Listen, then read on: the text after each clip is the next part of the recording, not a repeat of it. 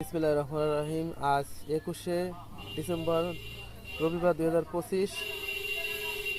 বাংলাদেশ প্রতিদিনের ছবি অঙ্গনে সবচেয়ে গুরুত্বপূর্ণ একটি খবর।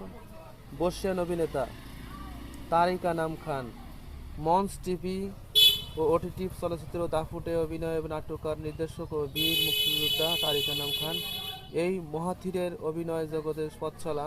দীর্ঘদিনের নিয়মিত নাটক, বিজ্ঞাপন, ওয়েব এবং চলচ্চিত্রে অভিনয় করেছেন। সম্প্রতি বাংলা একাডেমি পরিচালিত অধ্যাপক মমতাজউদ্দিন আহমেদ নাট্যজন পুরস্কার 2025-এর ভূষিত হন। এই নাট্যজন তিনি পুরস্কার পাচ্ছেন অভিনয়, নাট্য নির্দেশনা ও সংগঠক হিসেবে সামগ্রিক অবদানের মূল্যায়ন। তার সঙ্গে সমসাময়িক বিষয় নিয়ে কথা বলছেন পান্থ আফজাল। এই বিষয়ে বিস্তারিত আমাদের এই বাংলাদেশ প্রতিদিনের ছবি অঙ্গনের খবরে আপনারা বিস্তারিত অবশ্যই করবেন। বিশেষ করে কেমন আছেন, শুটিংয়ে আছেন বলে মনে হয়। আপনার সঙ্গে কথা বলে মনে হচ্ছে ঠান্ডা লাগছে এবং বিভিন্ন বিষয়ে কথা উঠে আসছে।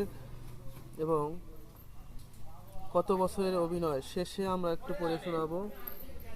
অভিনয়ের কোনো সূত্র বিশ্বাস করেন, বলেছেন তারিক আনাম। অভিনয়ের কিছু কনসেপ্ট বিশ্বাস করি।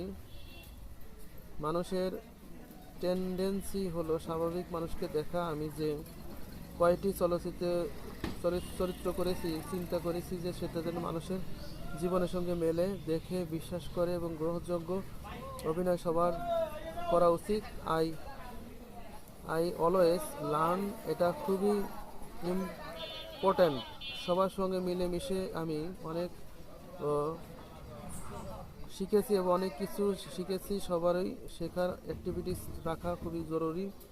মানুষ আসলে একটি কুমণ্ডল জায়গার মধ্যে থাকে, একটি হাড়ের মধ্যে বন্দি থাকে। এটা কি আসলে ভাঙতে হবে আমাদের। এই বিষয়গুলো বিস্তারিত পড়লে আমরা বুঝতে পারবো যে আসলে অভিনয়টা আসলে কতটা কঠিন এবং কতটা জীবনের সাথে মিশিয়ে করতে হয়। আমরা আরেকটু জায়গা থেকে একটু শুনবো। সম্প্রতি বাংলা একাডেমি পরিচালিত অধ্যাপক মমতাজউদ্দিন আহমেদের নাট্যজন পুরস্কার 2025 ঘোষিত হয়েছেন। কেমন লাগছে এই বিষয়? বিজয় মাসে এই স্বীকৃতি সত্যি অগর্বের, আনন্দের। এবং আমি তো বাংলাতেই কাজ করি, সেটা হোক অভিনয়, নাট্য নির্দেশনা, রচনা ও নাট্যরূপ। তাই জীবনের সামান্যতম কাজ যদি করি এবং সেটার কারণে আমি যদি সম্মানিত হই, সেটা কোনো প্রতিষ্ঠান কিংবা রাষ্ট্র যে সেটা হোক না কেন, পরম পাওয়া সেটা। এই বিষয়ে আসলে বিস্তারিত বলেছেন। দর্শক, আপনারা অবশ্যই নাট্যজন তারিক আনাম খানের অভিনয় দেখে মুগ্ধ, আমরাও মুগ্ধ এবং ধন্যবাদ জানিয়ে আমরা যেন আরও ভালো ভালো অভিনয় দেখতে পাই ভবিষ্যতে।